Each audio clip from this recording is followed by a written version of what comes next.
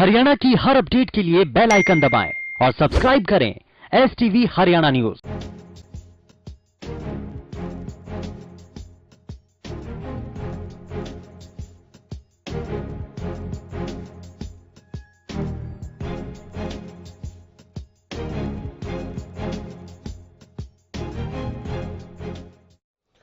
नमस्कार, स्वागत है आपका। मैं हूं गौरव कुमार पांडे। लॉकडाउन पार्ट 3 की शुरुआत हो चुकी है। हालांकि इस बार लॉकडाउन में छूट कुछ जगहों पर दी गई है, जिसका मकसद जिंदगी को पटरी पर वापस लाना और अर्थव्यवस्था को भी रफ्तार देना है। रिपोर्ट में देखिए इस बार के लॉकडाउन में क्या क्या रियायत दी गई है, फिर चर्चा का करेंगे आरंभ।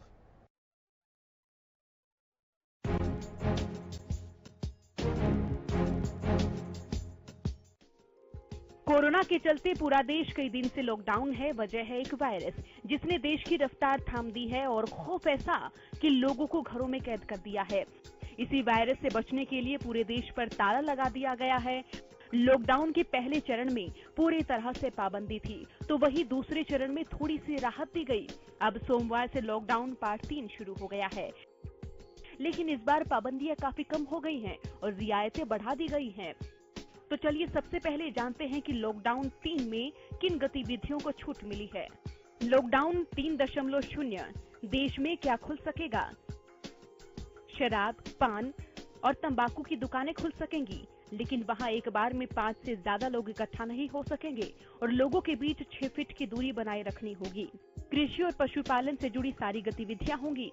बैंक, फाइनेंस कंपनी, इंश्योरेंस और कैपिटल मार्केट एक्टिविटी जारी रहेगी। आंगनवाड़ी का काम भी जारी रहेगा। प्रिंट और electronic media, IT sector, data और call centre, cold storage, security service, manufacturing unit में drugs, pharma, medical device, jute industry का काम जारी रहेगा, लेकिन यहाँ सोशल डिस्टेंसिंग के नियमों का पालन करना होगा। हालांकि सरकार ने कुछ गतिविधियों पर रोक बरकरार रखी है। इनमें है लॉकडाउन 3.0 17 मई तक बंदिशें। School, college, education, training, coaching institute बंद ही रहेंगे। Hotel, restaurant, cinema hall, shopping mall, gym, sports complex, swimming pool, entertainment park, theatre, bar, auditorium बंद रहेंगे। हर तरह के राजनीतिक, धार्मिक, सांस्कृतिक, सामाजिक कार्यक्रमों के आयोजन पर रोक जारी रहेगी। धार्मिक स्थान भी बंद रहेंगे। धार्मिक मकसद से जमावड़ों पर रोक रहेगी। जो लोग जरूरी सेवाओं में नहीं हैं, उनका शाम 7 बजे से सुबह 7 बजे तक सड़कों पर मूवमेंट नहीं हो सकेगा। 65 साल से ज्यादा उम्र के लोगों, गर्भवती महिलाओं, 10 साल से छोटे बच्चों को बाहर निकलने की अनुमति नहीं। एक से दूसरे जिले में जाने की बिल्कुल इजाजत नहीं होगी। अगर कोई राज्य पूरी तरह से ग्रीन जोन में है, तो वहां का स्थानीय प्रशासन एक से दूसरे जिले में जाने की अनुमति दे सकता है। लॉकडाउन में जब छूट मिली तो लोग घरों से खरीदारी करने निकल गए।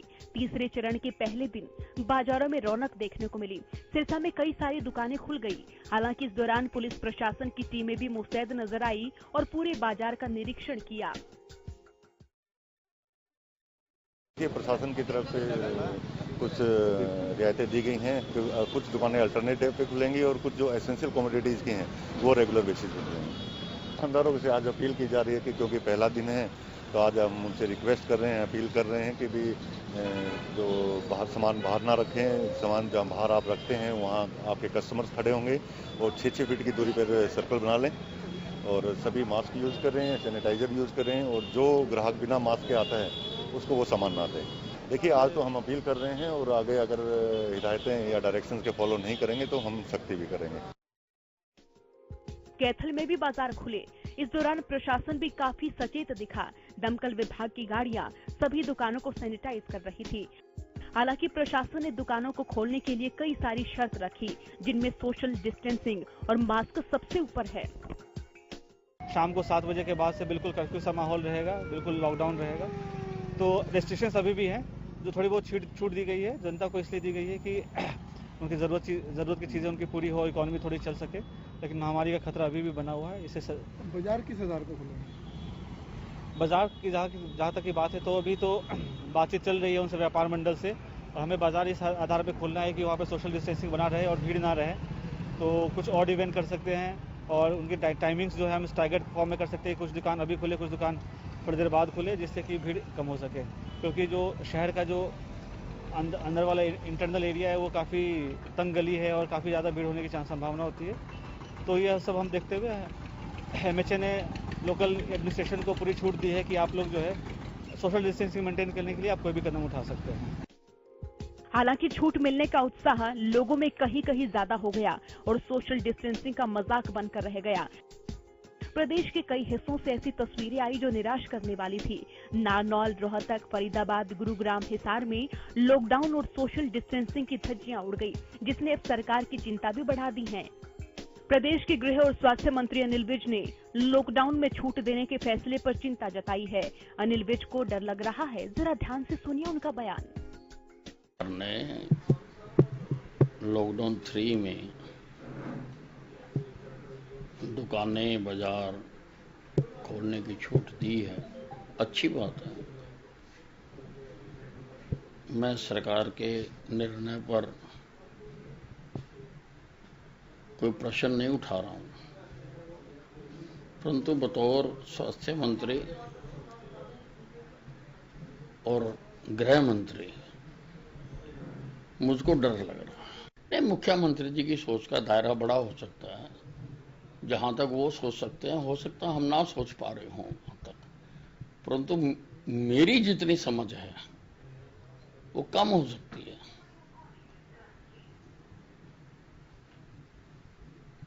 उस समझ के मुताबिक डर लगना स्वाभाविक है। अनिल विज का डर और उनकी चिंता दोनों ही जायज हैं, क्योंकि अगर हम इस तरह से कोरोना के खिलाफ जंग लड़ेंगे तो कमजोर पड़ जाएंगे। कोरोना अभी खत्म नहीं हुआ, बल्कि फैल ही रहा है। ऐसे में जरूरत सचेत रहने की है और निर्देशों का पालन करने की है, तभी हम ये जंग जीत पाएंगे। Bureau report, Haryana news.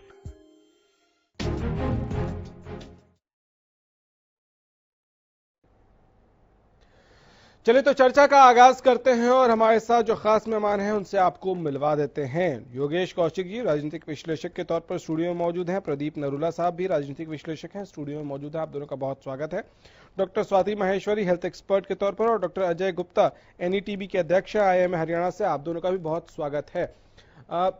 सबसे पहले गुप्ता जी आप ही से शुरू करूंगा। हम कल भी बात कर रहे थे कि कुछ राहत, कुछ रियायत के साथ शुरू तो हो रहा है लॉकडाउन पार्ट 3, लेकिन जो आंकड़े हरियाणा में कल आए थे वो कितने डरावने। हम कल बात ही कर रहे थे कि आज के आंकड़े और ज्यादा खौफनाक नजर आ रहे हैं। शेयर करना चाहूँ तो 75 नए केस आए हैं हरियाणा के अंदर, और अब इसमें 75 केस से गुड़गांव के लिए खुशखबरी है कि केवल एक नया केस है, बुरी खबर है सोनीपत के लिए और अम्बाला के लिए। नहीं, गुरुग्राम में भी 11 केस आए हैं सर, और उसमें से ज्यादातर केस जो आए हैं वो सब्जी मंडी से आए हैं।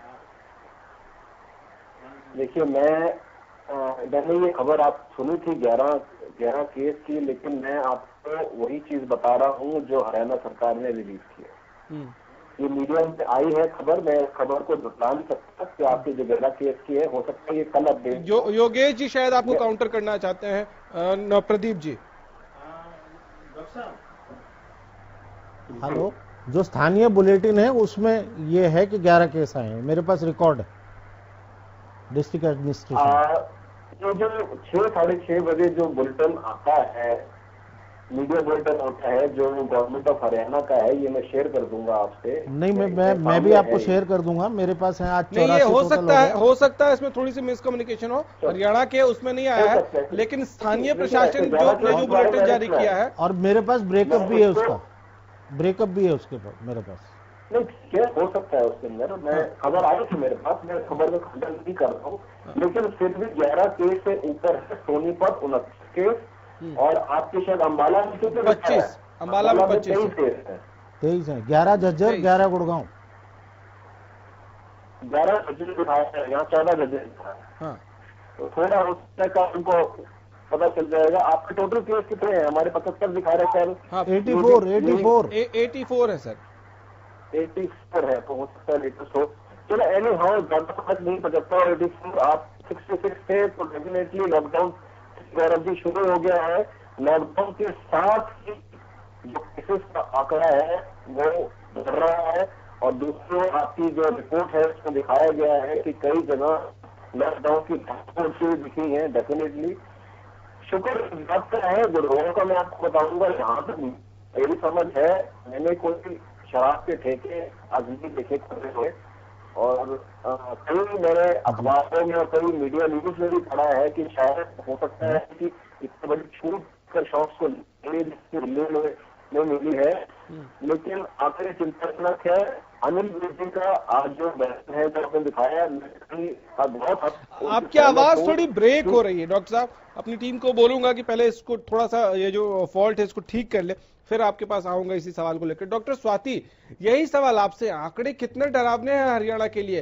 क्योंकि पहले तो हम कह रहे थे कि हम बहुत बेहतर स्थिति में हैं, बाकी देशों से हमारा, बाकी प्रदेशों से हमारा रिकवरी रेट भी अच्छा था, लेकिन अचानक पिछले 3-4 दिन में जिस तरह से बाढ़ आ गई है, ये बहुत चिंता का विषय है।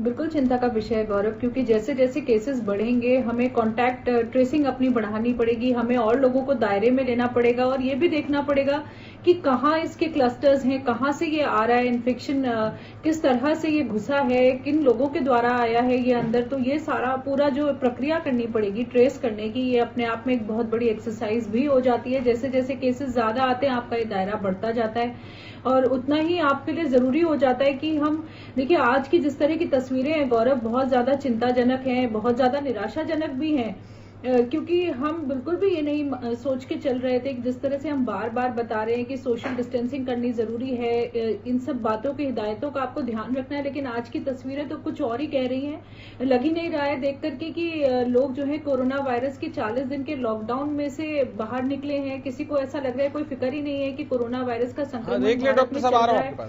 जैसे बस हम इंतजार कर रहे थे कि ये रिलैक्सेशन हो, बिल्कुल ऐसा लगा था जैसे बस हम इंतजार कर रहे थे कि ये रिलैक्सेशंस हो और हम वापस उस तरह से अपने जीवन में वापस जाने की पूरी कोशिश करें। तो मुझे लग रहा है बहुत निराशाजनक है और खतरनाक है, ये तस्वीरें भयानक भी हैं। बहुत जरूरत है लोगों को समझने की। WHO ने साफ तौर से ये बात सारे देशों के लिए जारी किया था कि आप लॉकडाउन जब खोलेंगे तो आपको इन बातों का ध्यान रखना है कि आपके यहाँ ट्रांसमिशन कम हो, आपने जो है हॉस्पिटल इतने दुरुस्त कर लिए हो कि आपको दिक्कत नहीं हो लॉकडाउन खोलने के बाद। और उसमें एक बहुत जरूरी क्लॉज है, वो ये है गौरव, उसमें लिखा है साफ तौर से कि जो आपके लोग हैं वो एजुकेटेड होने चाहिए। आपके लोगों को ये समझ में आना चाहिए कि आगे जब सब कुछ खुल रहा है तब हमें किन बातों का ध्यान रखना है। और एक बहुत बड़ी चीज, इसी चीज की कमी आज दिखाई दे रही है कि इतना बार बार बोलने के बाद, इतना समझाने के बाद और लॉकडाउन में रहने के बाद भी लोगों को ये बात समझ नहीं आई है कि सोशल डिस्टेंसिंग करना कितना जरूरी है और कितनी तेजी से हम कम्युनिटी ट्रांसमिशन की तरफ जा सकते हैं। अभी हम लोग ही ऐसी कंट्री है हमारी भारत जहां पर हम स्टेज 3 में नहीं गए हैं, हम लोग स्टेज 2 तक हैं और जो भी कम्युनिटी ट्रांसमिशन हुआ है वो लिमिटेड हुआ है, बहुत क्लस्टर्स में हुआ है। लेकिन अगर इस तरह से लोग फ्री मूवमेंट करेंगे, ध्यान नहीं देंगे तो हम लोग कभी भी स्टेज 3 में चले जाएंगे और कब हम इटली अमेरिका बन जाए पता भी नहीं चलेगा, इतनी जल्दी सब कुछ हो जाएगा। क्योंकि ये वायरस तो मौका ही नहीं देता है किसी को भी, अगर जरा सी भी आपने गलती करी तो ये तो छोड़ता नहीं है। तो मेरे ख्याल से अभी भी लोगों को समझना बहुत जरूरी है, वरना वापस रिलैक्सेशन लेने पड़ जाएंगे प्रशासन को। बिल्कुल। इसी बीच प्रदीप जी के चेहरे के एक्सप्रेशन से लगा है कुछ अपडेट्स आई हैं। जी, मैं बता रहा था कि झज्जर जो हम 11 कह रहे थे अब 14 हो गए। 14 हो गए, 3 और बढ़े। ठीक है। हम झज्जर और गुरुग्राम में कुछ स्पेसिफिक बात करेंगे सब्जी वालों की खास तौर से। उससे पहले डॉक्टर गुप्ता कुछ कहना चाह रहे थे। गौरव जी, जो सबसे पहला हमारा 24 मार्च का जो लॉकडाउन पीरियड था वो सबसे इफेक्टिव लॉकडाउन पीरियड था। उसके बाद से कहीं ना कहीं हमारे मन में था कि इस तरह से हमको राहत मिले और राहत मिले। लॉकडाउन 2 में थोड़ी छूट मिली, लॉकडाउन 3 में और ज्यादा छूट मिल गई है। तो मुझे लगता नहीं है कि रियलिटी में ये लॉकडाउन है भारत की। एक तरफ माइग्रेशन वर्कर्स हैं, उनके लिए ट्रेन खोल दी गई है, वो आएंगे। अब मैं आपको एग्जांपल देता हूं पंजाब का कि बीते शुक्रवार को पंजाब में 585 केस थे। शुक्रवार को 585 केस थे और रविवार को 2 दिन के अंदर केस बढ़े 1100। अब आप देखिए डबल हो गए केस, ऑलमोस्ट डबल हो गए 2 दिन के अंदर। क्यों? 324 जो पिलग्रिम थे नांदेड़ से जो वापस आए पंजाब के अंदर, उनसे बहुत हद तक पॉजिटिव निकले। तो अब आप ये देखिए कि एक तरफ से लॉकडाउन है, एक तरफ से माइग्रेशन है, एक तरफ से दुकानों पे छूट है, एक तरफ से लिकर शॉप्स खुल रहे हैं, सैलून खुल रहे हैं। तो जी मुझे आपको ये लगता नहीं है कि लॉक हो रहा है, हम नागपुर का लॉकडाउन कर रहे हैं जबकि छूट हमको हर जगह मिल रही है और लॉकडाउन का उल्लंघन हो रहा है हर जगह। अगर आज मैं दिल्ली का एग्जाम्पल देखूं, आप दिल्ली में देखिए 200-200 मीटर की लाइन लग गई थी लिकर शॉप के सामने। ठीक है, लिकर शॉप वाला एक बहुत इंपॉर्टेंट टॉपिक है, उस पर आऊंगा। कौशिक जी, अभी क्या एक बार फिर से सोचने की जरूरत है सरकार को कि जिस तेजी से आंकड़े बढ़े हैं पिछले 3-4 दिनों में, कि लॉकडाउन में रियायत दी जाए, राहत दी जाए या स्ट्रिक्ट हो? ये देखिए, हम 2-3 दिन पहले जब हम बैठे थे तो हम एज्यूम कर रहे थे कि स्थिति जो हम देख रहे हैं वो नहीं है, बहुत भयावह है, और वो आज 1-2 दिन के अंदर वो साबित होती नजर आ रही है।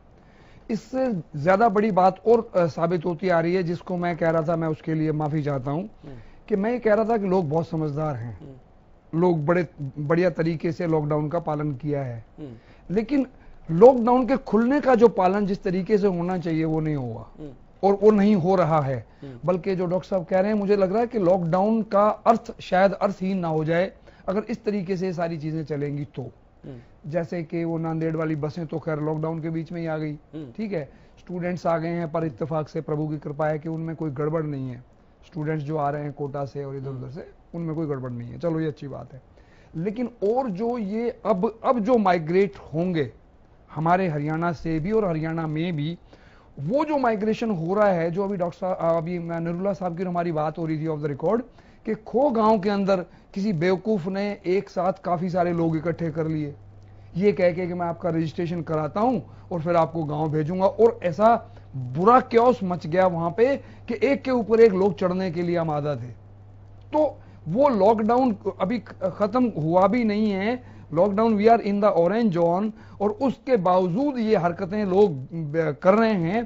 तो और लोग इतने मूर्ख साबित अब हो रहे हैं, जो लॉकडाउन में समझदारी दिखा रहे थे वो अब जो है अपनी मूर्खता साबित कर रहे हैं। तो मैं ये कह रहा हूं कि सरकार को कहीं यू टर्न लेके बहुत कोई ड्रास्टिक स्टेप फिर ना लेना पड़े।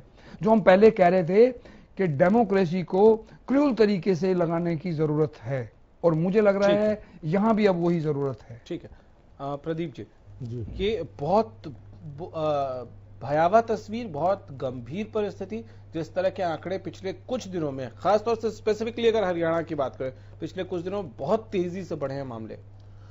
गौरव, हरियाणा ही नहीं, आज महामारी का जो हरियाणा में देश में प्रवेश है, आज इस पूरे महामारी काल के सबसे ज्यादा 2572 केस पूरे देश में आए, 2572 हाईएस्ट आंकड़ा है आज का। और जो स्थिति, जिस स्थिति में हम जा रहे हैं, इसकी हमने कल्पना भी नहीं की थी, क्योंकि हम जिस तरह से पूरे विश्व ने हमें सराहा कि हमने लॉकडाउन किया, हमने कांटेक्ट खत्म किए, क्योंकि इस वायरस का कोई इलाज नहीं है, वैक्सीन नहीं है हमारे पास। सिर्फ हम अपने से इसे दूर रख सकते हैं, सिर्फ कांटेक्ट को थोड़ा सा आगे बढ़ाकर, कांटेक्ट में ना आए तो इससे बचा जा सकता है। अभी हमारे पास इसके अलावा और कोई इलाज नहीं है। और वो स्थिति, अब जिस स्थिति पे हम दूसरों की तरफ उंगली उठा रहे थे, चाहे वो इटली हो, चाहे वो अमेरिका हो, उस स्थिति की तरफ हम बढ़ रहे हैं धीरे धीरे, और हमारी अपनी बेवकूफी की वजह से। ऐसा नहीं है कि वायरस ने कोई अटैक कर दिया हो हमारे ऊपर, वायरस का कोई अटैक नहीं है हमारे ऊपर, लेकिन हमारी अपनी बेवकूफी की वजह से अपना पेशेंस, बिल्कुल हम लिंक नहीं काट पा रहे हैं। देखिए, अब आपको बड़ी एक छोटी सी घटना बताऊं अपने हरियाणा की, कि आजादपुर मंडी कनेक्शन हरियाणा के झज्जर और सोनीपत में आया, जिससे अब दोनों की स्थिति बहुत रेड जोन में आने की, ग्रीन से कुछ दिनों के अंदर रेड हो गया। और वही स्थिति उसी वक्त अगर हम चेत जाते और खांडसा मंडी गुड़गांव को हम ब्लॉक कर देते, तो शायद कुछ केस निकलते। और अब खानसा मंडी में 1800 सैंपल लिए गए हैं सब्जी वालों के, जिसके मेरे ख्याल से 200-250 के भी नतीजे आए हैं। तो आज 11 में से 8 खानसा मंडी से हैं। ये बात ठीक है कि हमारी जांच की रफ्तार कम है, वो 1800 हमारे 8-9 दिन में पूरे होंगे। 9 दिन बाद हमें पता लगेगा कि हमें आजादपुर मंडी से क्या मिला। और उन 9 दिनों में वो लोग जो पॉजिटिव होंगे वो और कितने लोगों तक के पास पहुंचे? वो 1800 जिनका सैंपल लिया गया वो क्वारंटाइन कर दिए गए हैं। वो कर दिए, उनका संपर्क काट दिया गया है। वो कितनों को टच हो चुके होंगे, वो ठीक है। वो ये मैं इसलिए कह रहा हूं क्योंकि जो मेरा मेजर कंसर्न वो लोग हैं जिनकी रीच बहुत है। अब सब्जी वाले, रेहड़ी वाले वो गली गली जा रहे हैं। एक तो उनकी रीच बहुत ज्यादा हो गई, दूसरा वो जिन जगहों पर रहते हैं हम जानते हैं कि वो कितना डेंसली पॉपुलेटेड जगहों पर वो रहते हैं। तो क्वारंटीन करने से पहले, सैंपल लेने से पहले उनके साथ कितने लोग संपर्क में आए होंगे? गौरव देखिए, मैं आपको बताऊं कि हमारी नेचर कोई नहीं बदल सकता। हमें जागरूक तब किया जाए जब हम सो रहे हों। अब खानसा मंडी का मैं एग्जांपल देता हूं कि यहाँ कई बार मीडिया ने सवाल खड़े किए, अगले दिन पुलिस पहुंचती है, प्रशासन पहुंचता है, गोले बना के दूरी बना ली जाती है। आपको विश्वास नहीं होगा कि उससे अगले दिन रात को 2:30 बजे पहुंच गए लोग। कि पुलिस अगर 7 बजे आएगी तो तुम 2:30 बजे कर लो काम। 2:30 बजे इतनी भीड़ हो गई, रात को 2:30 और 3 बजे इतनी भीड़ हो गई खानसा मंडी में।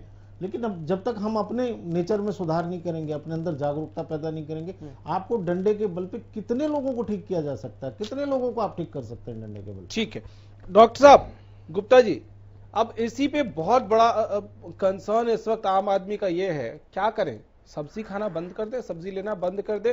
क्योंकि अगर इतनी बड़ी तादाद में मंडी से लोग इन्फेक्टेड हैं तो हमें नहीं पता कि मंडी से जो सब्जियां आ रही है वो इन्फेक्टेड है कि नहीं है।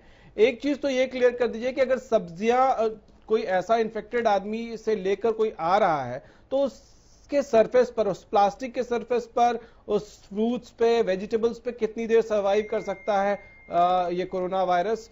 और हवा में, क्योंकि हमने ये भी सुना कि जो इन्फेक्टेड आदमी सांस लेता है तो हवा में भी कोरोना रहता है, तो कितनी देर रहता है? गौरव जी देखिए, ऐसा है कि बहुत सारे अलग अलग इसमें तथ्य आए थे। एक स्टडी ये आई थी कि ये हवा में काफी देर तक रहता है, फिर बाद में इसका खंडन किया गया कि हवा में ज्यादा देर तक नहीं रहता है। और अभी गाइडलाइन जो यूएस ने बताई थी कि अगर टेम्परेचर ज्यादा है तो 2 से 3 घंटे में अगर जो ड्रॉपलेट्स है, अगर किसी ने स्नीज किया है या खांसी की है, जो रेस्पिरेटरी जो ड्रॉपलेट्स होते हैं वो 2 या 3 घंटे में सूख जाते हैं और कोरोना वायरस मर जाता है 2 या 3 घंटे के अंदर। लेकिन इसमें भी अभी चल रही है। सरफेस है, अलग अलग सरफेस पे उनके टाइमिंग्स है। किसी सरफेस पे वो प्लास्टिक है या कॉपर है या आपका कंक्रीट है, अलग अलग सरफेस पे अलग अलग टाइमिंग्स है। 4 घंटे है, 8 घंटे है, 10 घंटे है, 2 घंटे है। अब आपने बात की है सब्जी की, बिल्कुल अब बात दुरुस्त है कि आपको नहीं पता है कि आप जिससे सब्जी ले रहे हैं वो संक्रमण में है कि नहीं है, और वो जो सब्जी है वो किस रूट से आई है, किस हिसाब से आई है, कैसा उसका मोड ऑफ ट्रांसपोर्टेशन रहा है, किस हाथों से मिल रही है। आप तो मान के चलोगे कि हमको अपनी तरफ से वो जो सब्जी लेके आते हैं उसको हमको गर्म पानी से धोना है, धो के सुखाना है, और कोशिश ये की जाए गौरव जी कि उसको नेक्स्ट डे काट के बनाया जाए, सेम डे ना किया जाए। और जो चीजें अगर विनेगर में डाल सकते हैं उसको काटने के लिए, विनेगर एक बहुत अच्छा ये हम कह सकते हैं कि कोविड के लिए जो बिल्कुल ही वेजिटेबल्स को क्लीन कर देता है। अगर हो पाए तो बहुत अच्छी बात है, अदरवाइज सब्जी को लाकर गर्म पानी में रखा जाए और सुखाकर नेक्स्ट डे बनाए जाए तो ये बहुत बड़ा प्रिवेंशन है कोविड से। ठीक है, लेकिन जब हम सब्जी लेकर आ रहे हैं और सब्जी को धो रहे हैं, आप कह रहे हैं गर्म पानी से धो दीजिए, गर्म पानी से पक्का है कि मर जाता है कोरोना? कितना गर्म हो पानी? गौरव जी देखिए ऐसा है, अब मैं ये नहीं कहूंगा कि उबलता हुआ पानी हो, निवाया पानी है, उसमें आपने रख दिया 2 घंटे, उसके बाद आपने सुखा दिया। अब सुखाने का मतलब ये है कि उस सरफेस पे वो 2 घंटे 4 घंटे 8 घंटे से ज्यादा नहीं रह सकता। इसलिए मैं कह रहा हूँ जब आपने उसको सुखा दिया है उससे नेक्स्ट डे वो सब्जी काटें और वो बनाए। सेम डे ना यूज करें तो ज्यादा अच्छा है। सेम डे ना यूज करें। डॉक्टर स्वाति, आपका सजेशन क्या है भाई? अगर सब्जी वाले इन्फेक्टेड पाए जा रहे हैं तो पहले तो सब्जी वाला जो रेडी वाला आपके एरिया में आ रहा है, मैं देखता हूँ लेडीज जो होती हैं वो मास्क नहीं लगाती हैं, ऐसी ही चली जाती हैं। कोई अगर टमाटर कह दिया कि 20 के बजाय 10 में दे रहा हूं तो वहां ऐसे भीड़ लग जाता, पता नहीं क्या हो गया। तो ऐसे में खतरा और ज्यादा बढ़ जाता है। मुझे ऐसा लगता है गौरव, सब्जी घर में लाना इतना खतरनाक नहीं है जितना खतरनाक इस वक्त है कि आप वहां पर जहां खरीद रहे वहां आप इन प्रिकॉशंस का ध्यान नहीं रख रहे हैं। वहां इन्फेक्शन होने के बहुत ज्यादा चांसेस हैं। जो सब्जी आप घर में ला रहे हैं उससे इन्फेक्शन होने के इतने चांसेस नहीं है। इसलिए जब आप खरीदने जा रहे हैं तब आपको वहां पर मास्क लगाना जरूरी है, वहां पर आपको सोशल डिस्टेंसिंग करना जरूरी है। आपको ये बात ध्यान रखनी है कि जिन हाथों से आप सब्जी वहां पर उठा रहे हैं, खरीद रहे हैं, उन हाथों को आपको आंख, नाक और मुंह में नहीं लगाना है जब तक कि आप घर आकर के साबुन से अच्छे से अपने हाथ नहीं धो लेते हैं। अगर आप वहीं पर उन्हीं हाथों को अपने मुंह पर लगा लेते हैं तो ज्यादा संक्रमण के चांसेस हैं। तो इन बातों का खास तौर से ध्यान रखना जरूरी है। और जो जैसे डॉक्टर गुप्ता ने बोला वो सब चीजें अगर हम करें, और साथ में बस उसमें मैं एक ही चीज ऐड करना चाहूंगी कि जब आप सब्जियां धोते हैं तो उनको रगड़ करके धोना बहुत जरूरी होता है, क्योंकि जो फ्रिक्शन मूवमेंट होता है, जो रगड़ने का मूवमेंट होता है, उससे ज्यादा सफाई होती है, उससे ज्यादा कीटाणु निकल जाते हैं। तो एक वो और उसमें ऐड कर लें। बाकी उन्होंने बताया ही है कि क्या क्या करना जरूरी है जो आप ला रहे हैं, लेकिन ज्यादा खतरनाक प्रोसेस है लाना। वो उनके आने से वैसे भी देखिए सब्जियां पक जाती हैं और पकने के बाद वैसे भी उनमें कोई संक्रमण ऐसा नहीं रहता है। तो बहुत ज्यादा ध्यान रखने की जरूरत है लोगों को इस वक्त। फ्रूट्स तो पका के नहीं खाते हैं, फ्रूट्स के साथ और ज्यादा प्रिकॉशन। फ्रूट्स के साथ देखिए वही है कि आपको उनको अच्छे से धो करके खाना है। जिन भी फ्रूट्स के आप छिलके निकाल सकते हैं उनके छिलके निकाल लीजिए। और बस हर वक्त यही ध्यान रखना है कि जिस वक्त आप खा रहे हैं उस वक्त आपके हाथ साफ होने चाहिए। साबुन से धो करके ही कुछ भी खाएं और गंदे हाथों से बिल्कुल भी ना खाएं। बस इतनी सी बात का ध्यान रखें। प्रदीप जी बहुत मुस्कुरा के कह रहे हैं कि थोड़े दिन ना खाएं फ्रूट्स, खिचड़ी खा के काम चला लें। क्या ये ठीक है गुप्ता साहब, या इस वक्त बहुत जरूरी है कि फ्रूट्स ज्यादा खाएं? देखिए ऐसा है कि आपको ये नहीं पता कि आप फ्रूट कब तक छोड़ेंगे। मैं ये बोलूंगा अगर कोई आपसे बोले कि आपको 6 महीने तक फ्रूट नहीं खाना तो शायद ये आपको 6 महीने तक शराब नहीं पीनी, अब आपको 6 महीने तक फ्रूट भी नहीं खाना, तो आदमी जिंदा कैसे? आपने शराब का जिक्र छेड़ दिया है, शराब का जिक्र छेड़ दिया आपने, तो तस्वीरें बहुत सारी आज हिंदुस्तान ने देखी है, उस पर करेंगे चर्चा। बहुत छोटे से एक ब्रेक के लिए रुक जाएंगे। ब्रेक के उस पार जब लौट कर आएंगे तो इस फैसले के बारे में और इस फैसले का जो नतीजा हुआ, जो हम पूरे देश से हमने तस्वीरें देखी, उस पर भी करेंगे चर्चा इस छोटे से ब्रेक के उस पार।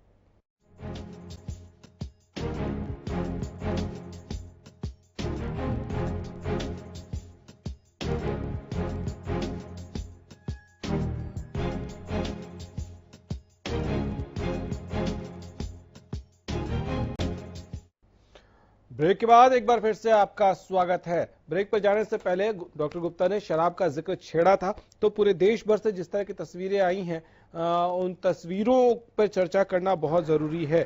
योगेश जी, उस दिन 2 दिन पहले ही शायद मुझे लगता है आप डिबेट में इस बात की वकालत कर रहे थे कि शराब के ठेके खोल दिए जाने चाहिए। नहीं, मेरा कहना तो ये था कि बंद ही नहीं किए जाने चाहिए थे, क्योंकि ना उसका कोई साइंटिफिक रीजन किसी ने मुझे बताया, ना कोई मेडिकल रीजन बताया किसी ने। तो अब चलो वो जो बात हो गई होगी। मैं अभी जो ये हुआ ना, ये इसके पीछे यही वजह है कि 40-50 दिन आपने बिल्कुल बंद रखा उनको, ठीक है, और फिर एकदम खोल दिया। फिर ये भी नहीं कहा कि ये खुले ही रहेंगे, मतलब आपकी कोई क्लियर पिक्चर नहीं थी। हाँ, लेकिन मैं ये 2-3 चीजें मैं मान रहा हूं। स्टेट वाइज अब ये बातें हो गई हैं कि आपके शराब शुरू को बंद करने के पीछे आपका नुकसान क्या क्या रहा। आप हरियाणा का मैं लेता हूं, क्योंकि हरियाणा की बात कर रहे हैं हम। हरियाणा के अंदर कच्ची शराब बननी शुरू हो गई, पुलिस का माइंड डाइवर्ट हो गया 2-3 जगह पे। एक तो पुलिस उनको पकड़ रही है जो शराब मिल रही है फिर भी ब्लैक में बिक रही है। इसका मतलब जो ब्लैक में जो बेच रहे हैं लोग, फायदा उसको हो रहा है, सरकार का तो नुकसान हो ही गया, नंबर 1। नंबर 2, वो पुलिस की डायरेक्शन दो साइड डाइवर्ट होगी। एक तो कच्ची शराब वालों को पकड़ो, दूसरे इन तस्करों को पकड़ो, तीसरे इसके पीछे के और पता नहीं, जैसे बंसीलाल जी के टाइम पे जब परमानेंट बंद हुई थी तो शराब के माफिया ना पनप जाए अगर ज्यादा दिन तक ये बात चली तो तो मुझे ये डर होते हुए मैं ये बात सोच रहा था और मैं कह रहा था कि मतलब मुझे वो शराब के बारे में क्यों तो ये बंद करेंगे, क्यों ये खोल देंगे, इसका इन्होंने रीजन नहीं दिया, तो मैं इसलिए उसकी वकालत कर रहा था।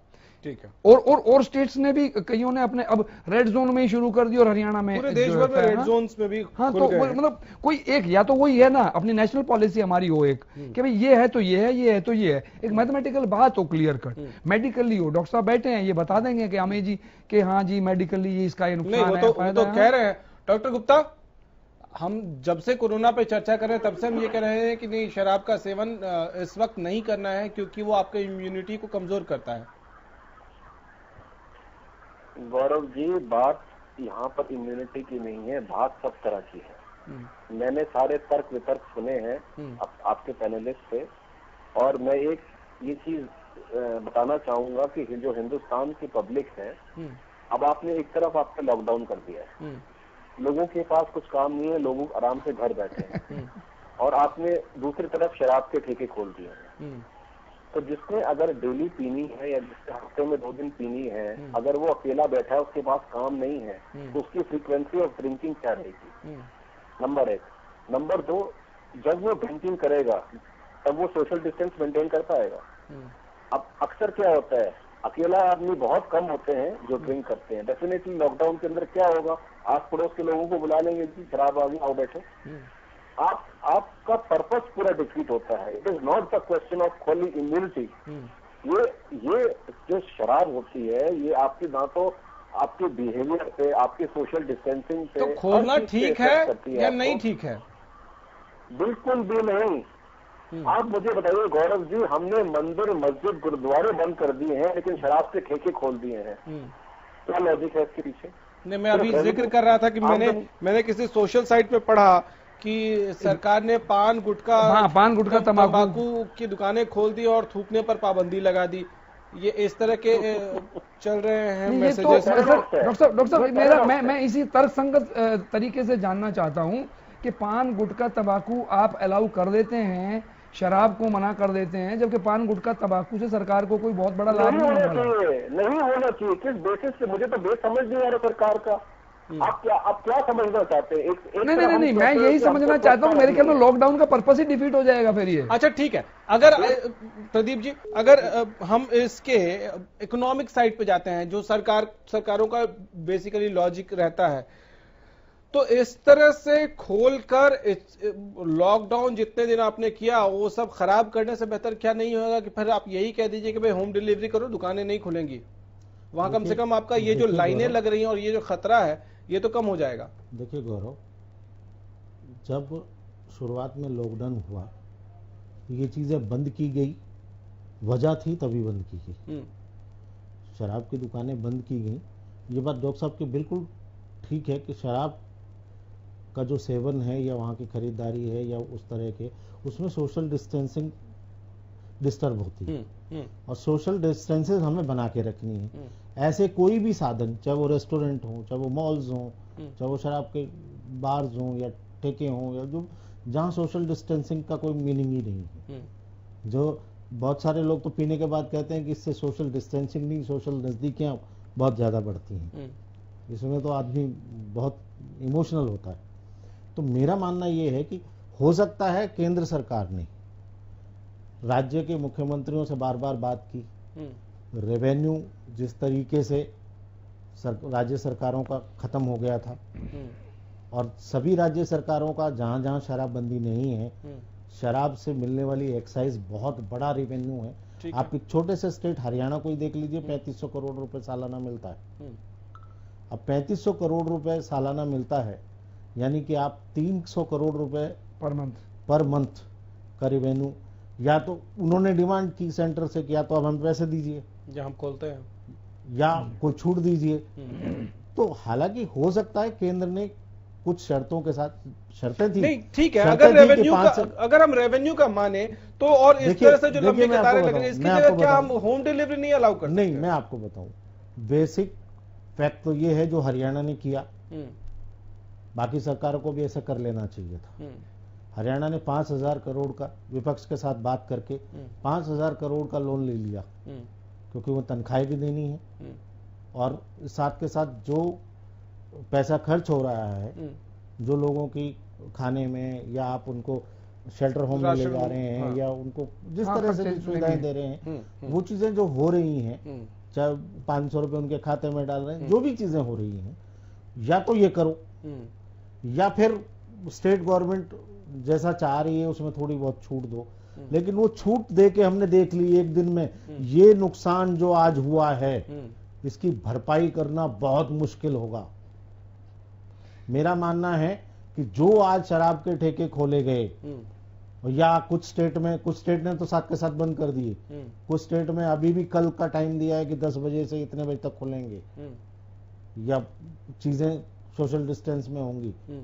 अगर वो और गलती कर रहे हैं तो उसका खामियाजा उस स्टेट को भुगतना पड़ेगा। ठीक है। नहीं, मैं रेवेन्यू वाले से पूछ रहा था, कौशिक साहब, मैं रेवेन्यू वाले इससे पूछ रहा हूं कि अगर रेवेन्यू उसके पीछे का लॉजिक है, ठेके बंद रहे, सिर्फ डिलीवरी जो कंपनियां करती हैं, चाहे स्विगी, जोमैटो, बहुत तरह इस तरह के कंपनियां हैं, क्या उनको सिर्फ उनके वेंडर्स को अलाउ हो कि वो लें और ऑर्डर आपके मोबाइल पे होना चाहिए और उसकी बेसिस पे आपको मिले और वो घर तक पहुंचाए? गौरव, जान अगर है रेवेन्यू जान है तो जहान है। कुछ दिन पत्ते खा के भी लोग जी लेते हैं। अगर मौत सामने दिखाई दे रही है कुछ दिन से और शराब ना ये तो लॉजिकल, ये तो लॉजिकल, क्या फर्क पड़ता है? ये तो नंबर 1 पार्ट है इसका। ठीक है। डॉक्टर स्वाति माहेश्वरी, इस पे आपका भी टेक जानना जरूरी है। जिस तरह की तस्वीरें पूरे देश भर से हैं, ये ऐसा लगा जैसे फ्री में कोई 56 भोग बांट रहा हो, ऐसे लोग कतार में खड़े हो गए और हमने देखा कि लॉकडाउन का क्या हुआ। देखिए, जो डॉक्टर अजय ने बोला है, मैं बिल्कुल उस बात से इत्तेफाक रखती हूँ, और कहीं ना कहीं मुझे लगता है आज की तस्वीरें देखने के बाद प्रशासन को भी इस पर दोबारा विचार करना पड़ेगा कि क्या ये सही में हमें खुले रखना चाहिए या नहीं रखना चाहिए। क्योंकि देखिए, जो उन्होंने मसले उठाए वो बिल्कुल सही हैं, और अभी देखिए आप देखते भी हैं इस तरह के, हम देख रहे हैं डॉक्टरों पे पथराव हो रहा है, जो टीम जा रही है उन पे हो रहा है, पुलिस वालों का हाथ काट लिया। और अगर ये लोग अगर और नशा भी कर रहे होंगे अगर, और उसके बाद जब टीमें जाएंगी, उसके बाद जब पुलिस वाले इनको रोकेंगे, तो और कितना क्या किस तरह की तस्वीरें सामने आएंगी, ये भी सोचना बिल्कुल। और अभी देखिए 2 पुलिसकर्मी सस्पेंड किए गए हैं जो कि शराब पीकर के, जो मरीज भर्ती थी, महिला जो वहां हॉस्पिटल में भर्ती थी, उनके साथ बदसलूकी कर रहे थे। तो ये बात तो हम साफ तौर से जानते ही हैं कि शराब पीकर के कई इस तरह के मामले सामने आते हैं, और हम खुल्लम खुल्ला, चाहे हम होम डिलीवरी करें, चाहे हम उनको वहां से लेने दें, हम एक, मुझे लग रहा है गलत चीज को इस वक्त बढ़ावा दे रहे हैं। मेरे ख्याल से रेवेन्यू के लिए कोई और तरीके ढूंढने होंगे। अब गाँव का मार्केट भी देखिए गौरव गर्म हो रहा है, लोग कह रहे हैं कि शराब के ठेके ही क्यों खासतौर से खुले, इसका मतलब क्या शराब जो है वो कोरोना वायरस संक्रमण को मारने में मदद करती है? इस तरह के सवाल लोग कर रहे हैं। तो खुद ही शायद मेरे ख्याल से प्रशासन ने भी नहीं सोचा होगा कि इस तरह का मंजर सामने आएगा, और अब मुझे लग रहा है कि एक बार और आप क्लियर कर दीजिए कि शराब के सेवन से क्या कोरोना होने के चांसेस कम हो जाते हैं? देखिए गौरव, और एक बहुत जरूरी बात मैं यहाँ पर और बता देती हूँ। लोग सोचते हैं कि शराब पीने से केवल जिगर खराब होता है और हमारा लिवर ही खराब होता है, लेकिन साफ तौर से मैं सारी स्टडीज ये बात बोलती हैं कि जो लोग शराब पीते हैं उनके फेफड़े भी खराब हो जाते हैं, उनको निमोनिया बहुत ज्यादा होता है, टीबी, जो फेफड़ों की टीबी होती है वो कहीं ज्यादा होती है, और इसीलिए कोरोना वायरस क्योंकि लंग्स पर ही अटैक करता है, तो जो लोग अल्कोहल का सेवन करते हैं उनको कोरोना वायरस संक्रमण होने के चांसेस बढ़ जाते हैं। और ये केवल उन लोगों के लिए नहीं है जो शराब जो है लंबे समय से पी रहे हैं। ये स्टडी साफ तौर से साबित कर चुकी है कि जब भी आप शराब पिएंगे आपकी लंग्स की इम्यूनिटी, आपके फेफड़ों की इम्यूनिटी कम होती है। और ना केवल 2 तरह की इम्यूनिटी हमारी होती है, एक जो हम जीन से लेकर के आते हैं, जो हमारे साथ पैदाइशी इम्यूनिटी हम लेकर आए हैं, और दूसरी जो हमारे एक्सपोजर हो रहा है जीवन में उसके हिसाब से जो हमारी इम्यूनिटी होती है, ये दोनों पर ही दुष्प्रभाव डालती है। अल्कोहल जो होता है दोनों ही इम्यूनिटी को कम करती है। तो लोगों के लिए समझना बहुत जरूरी। लोग ये सोचते हैं कि केवल धूम्रपान से हमारे फेफड़े खराब हो रहे हैं, लेकिन ऐसा नहीं है, अल्कोहल भी हमारे फेफड़ों को खराब करता है। तो लोगों को बहुत जरूरी है ये बात समझना कि कोरोना वायरस का संक्रमण आपको ज्यादा होगा अगर आप अल्कोहल का सेवन करेंगे। बिल्कुल भी ये मत सोचिए कि अल्कोहल पिएंगे तो वायरस मर जाएगा और हमें संक्रमण नहीं होगा।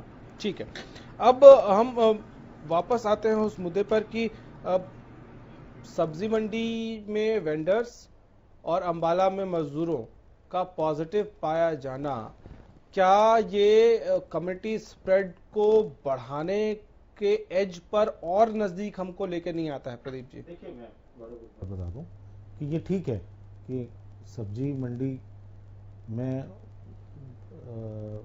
दुकानदार सब्जी खरीदने जाते हैं, क्योंकि होलसेल की मार्केट है, बहुत बड़ी मार्केट है आजादपुर मंडी।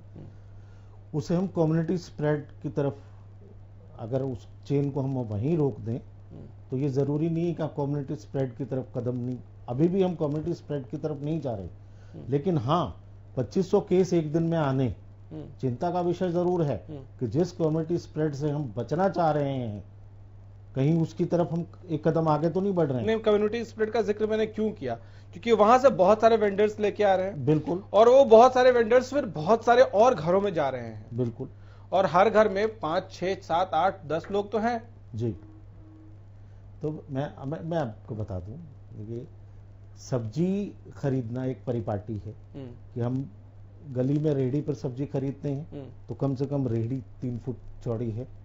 ऐसा नहीं है कि अब सब्जी वाले के साथ हाथ मिला के सब्जी खरीदने लग गए, या उसके बिल्कुल सट के उसके पास सब्जी खरीदी, या दुकानदार, आजकल सभी दुकानों ने, चाहे सब्जी की दुकानें हों चाहे कुछ भी हो, उन्होंने रस्सियां लगा रखी हैं, वो 3 गज की दूरी बना के रखे हुए हैं। तो वो जो सिस्टम है वो एक जैसे हम कोरोना वायरस का बहुत बड़ा इफेक्ट मानते हैं, वो है डायरेक्ट कांटेक्ट। और सब्जी लेना जिस तरह से व्यवहार है वो डायरेक्ट कांटेक्ट नहीं है।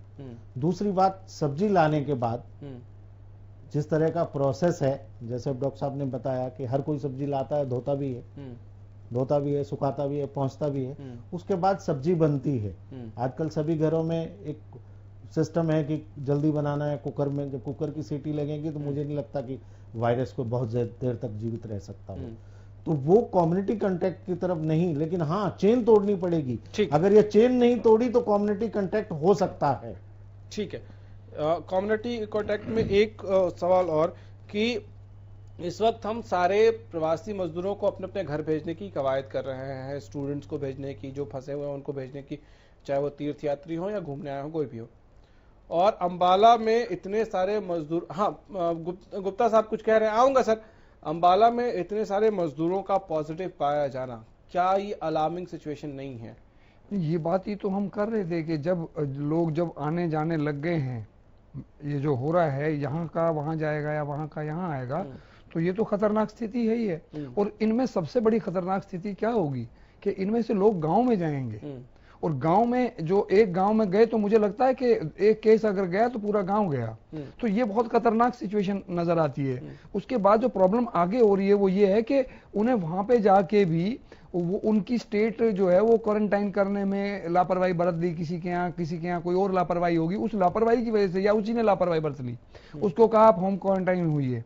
ठीक है, कईयों को कहा गया है क्या होम क्वारंटाइन का हिंदुस्तान में क्या मतलब, कॉन्सेप्ट ही नहीं है। यस, ये मैं यही कहना चाह रहा था कि इसका कोई अर्थ ही नहीं रहता है, क्योंकि वहां पे उसका अर्थ ही नहीं बचा कुछ भी। वो घर में सब लोग मिलेंगे, आएंगे, और पढ़े लिखे कॉलोनियों में तो हो भी सकता है, गांव में पहुंचने के बाद तो वो ये संभव नहीं है। डॉक्टर गुप्ता कुछ कह रहे थे।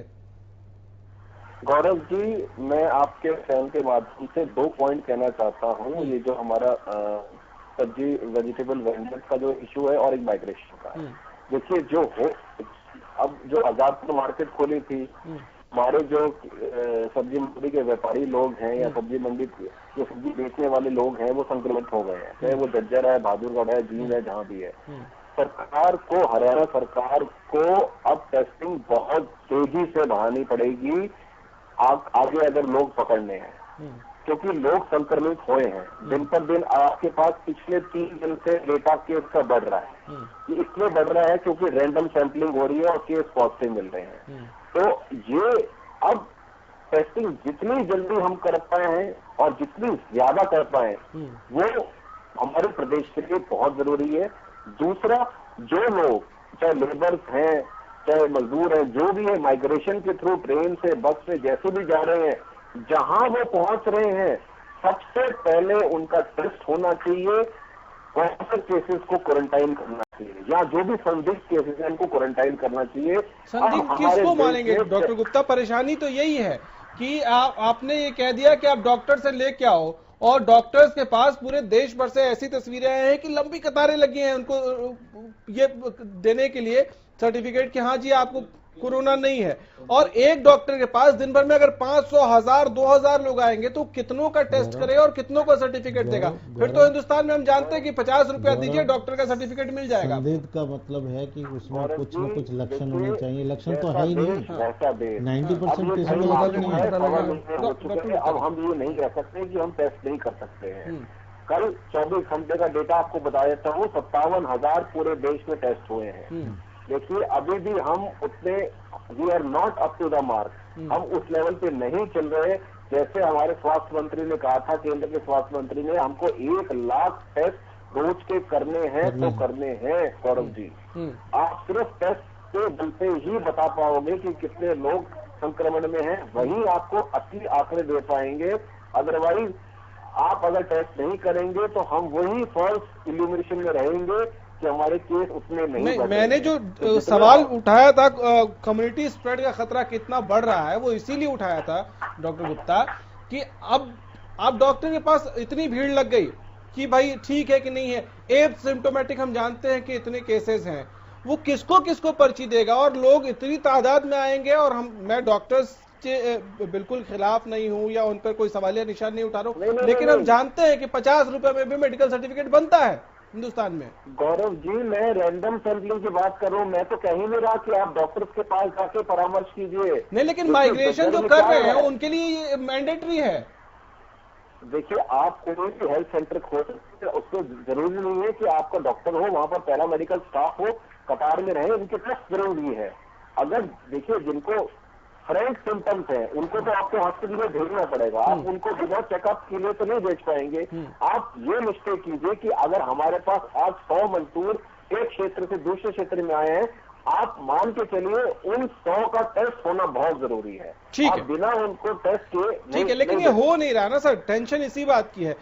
डॉक्टर स्वाति, बिल्कुल क्यों बहुत बड़ी तादाद में लोग माइग्रेट करने के लिए जा रहे हैं, डॉक्टर्स से वो डिक्लेरेशन लेने जा रहे हैं कि ये स्वस्थ है कि नहीं है। इतनी बड़ी तादाद में क्या सबसे पहले ये सुनिश्चित करना जरूरी है कि जहां से वो जा रहे हैं वहीं उनका कोरोना टेस्ट हो और फिर उनको जाने दिया जाए, चाहे उसमें 1 महीने लग जाए, 2 महीने लग जाए, कुछ भी टाइम लग जाए? बिल्कुल मैं आपकी इस बात से इत्तेफाक रखती हूँ गौरव, और पहले भी जब हम लोग इस बारे में बात कर रहे थे तो मेरा कहना यही था कि जहां से ये लोग आ रहे हैं स्टार्टिंग पॉइंट पे वहीं पर टेस्ट होना जरूरी है। अगर हम इस बात को भी ध्यान में रखें कि एसिम्प्टोमेटिक केसेस होते हैं, यानी जिन्हें लक्षण नहीं होते, तो भी इसीलिए कि वहीं पर उनकी टेस्टिंग की जाए। एक पहली की स्क्रीनिंग जो है, फर्स्ट स्क्रीनिंग उनकी वहीं पर की जाए। उसके बाद जिन लोगों में आपको लग रहा है कि अंदेशा नहीं है कोरोना वायरस का, वो जहां पर पहुंच रहे हैं वहां पहुंचकर उनको वहां पर क्वारंटीन किया जाए, ताकि अगर कोई केसेस मिस हो गए या एसिम्प्टोमेटिक केसेस हैं जिन्हें उस वक्त लक्षण नहीं थे जिस टाइम स्क्रीनिंग हुई, तो बाद में वो वहां पर वो पकड़े जा सके, मतलब कि उनका चिन्हित हो सके कि हाँ अच्छा इनको तब लक्षण नहीं थे लेकिन अब आ रहे हैं तो हमने इनको, जी हाँ बिल्कुल, तो हम उनको वहां पर क्वारंटीन करें। तो ये एक प्रक्रिया है जो कि बहुत ज्यादा जरूरी होगी, क्योंकि अब ये जैसे आपने नांदेड़ के केस में भी देखा गौरव, ज्यादातर लोग रास्ते में संक्रमित हुए हैं। जिन बसों में वो लोग एक दूसरे के साथ बैठकर आ रहे थे वहां ज्यादा संक्रमण फैला है, इसकी बजाय कि वहां पर जब वो लोग थे तब वो लोग इतने क्लोज नहीं थे, लेकिन बस में आने के बाद वो ज्यादा संक्रमित हो गए। तो वहीं से जो लोग चल रहे हैं वहीं अगर आप उनको अलग कर सकें, जिन लोगों में आपको संदेह लगता है, तो बहुत कम केसेस हो जाएंगे। ठीक है, 10 सेकंड सर सबके लिए है, आखिरी कमेंट क्या करना है? 10 सेकंड कौशिक साहब। देखिए मेरा मानना तो वही है कि आपको जो एहतियात खुद जितनी ज्यादा अच्छे तरीके से बरत सकते हो उतना ही आपके लिए भी अच्छा है, परिवार के लिए भी, सबके लिए। ठीक है, डॉक्टर गुप्ता। गौरव जी देखिए ऐसा है कि थोड़े कम टाइम में थोड़ी सी बात बोलना चाहता हूँ। लॉकडाउन का मतलब लॉकडाउन होना चाहिए, अपने घर में रहिए, स्वस्थ रहिए। चलिए डॉक्टर स्वाति, लॉकडाउन स्ट्रिक्ट हो जाना चाहिए, रियायत राहत जो मिली है ये नहीं मिलनी चाहिए, या लोगों को ही सुधर जाना चाहिए? लोगों को ही सुधरना होगा गौरव, क्योंकि इससे निकलने का और कोई तरीका नहीं है। जब तक लोग नहीं सुधरेंगे, जब तक ये नहीं समझेंगे कि एक एक दिन इम्पोर्टेंट है, एक एक कदम जो वो रख रहे हैं वो इम्पोर्टेंट है, तब तक हम इस जंग को नहीं जीत पाएंगे। ठीक है, प्रदीप जी। मुझे असरानी जी की फिल्म याद आ रही है कि हम नहीं सुधरेंगे। हमें 25 मार्च की स्थिति में वापस आना होगा, जिस दिन लॉकडाउन बहुत बड़ी बात कह दी आपने। बहुत शुक्रिया आप सभी का हमारे साथ जुड़ने के लिए। या तो सुधर जाइए, या तो प्रधानमंत्री ने पहले भी कहा था कि कुछ छूट जरूर दी जाएगी, लेकिन जहां भी ऐसा लगे कि छूट का गलत फायदा उठाया जा रहा है वो छूट वापस ली जा सकती है। तो ऐसे में डिपेंड आप पे करता है, और ये इस बात के लिए भी नहीं कि भीड़ कितनी लग रही है, सोशल डिस्टेंसिंग कितनी हो रही है। आप ये सोच कर चलिए, मैं एक बार फिर से कह रहा हूं, हमेशा कहता हूं कि क्या आप इस गिल्ट के साथ जी सकते हैं कि आप बाहर गए, आपने गलती की और आप कोरोना घर लेकर आए, उसकी वजह से आज आपके माँ बाप या कोई छोटा बच्चा आपके साथ नहीं है। क्या ये जिंदगी भर बोझ अपने सीने पर उठा सकते हैं? नहीं तो लापरवाही मत करिए। इजाजत दीजिए, नमस्कार।